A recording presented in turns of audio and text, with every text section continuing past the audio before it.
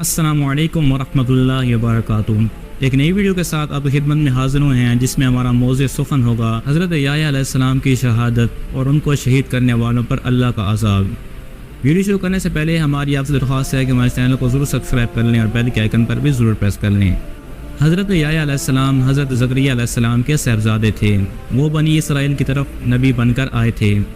حضرت یحییٰ علیہ السلام ان انبیاء میں شامل ہیں جن کو شہید کیا گیا۔ ابن اساکر رحمۃ اللہ علیہ اپنی ایک کتاب کے اندر بیان فرماتے ہیں کہ دمشق کے ایک بادشاہ حداد نے اپنی بیوی کو 3 طلاقیں دے دیں اور وہ اس کو بغیر حلالے کے دوبارہ اپنی بیوی بنانا چاہتا تھا۔ اس نے حضرت یحییٰ علیہ السلام سے فتویٰ طلب کیا کہ یحییٰ علیہ السلام، میں نے اپنی بیوی کو 3 طلاقیں دے دی ہیں، کیا میں اس کو بغیر حلالے کے اپنی بیوی بنا سکتا ہوں؟ حضرت یحییٰ علیہ السلام نے فرمایا کہ نہیں، بغیر حلالے کے تم اس کو بیوی نہیں بنا سکتے۔ جب یہ بات اس بادشاہ کی بیوی تک پہنچی تو وہ غصے میں آ گئی اور دن رات حضرت یحییٰ علیہ السلام کو قتل کرنے کے منصوبے بنایا کرتی تھی۔ ایک دن اس نے بادشاہ کو مجبور کر کے حضرت یحییٰ علیہ السلام کے قتل کا حکم جاری کروایا۔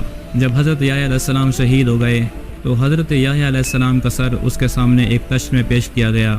جب اس بادشاہ کی بیوی کے سامنے حضرت یحییٰ علیہ السلام کا سر پیش کیا گیا تو وہ بادشاہ کی بیوی حضرت یحییٰ علیہ السلام کے سر مبارک کے ساتھ زمین میں دھس گئی۔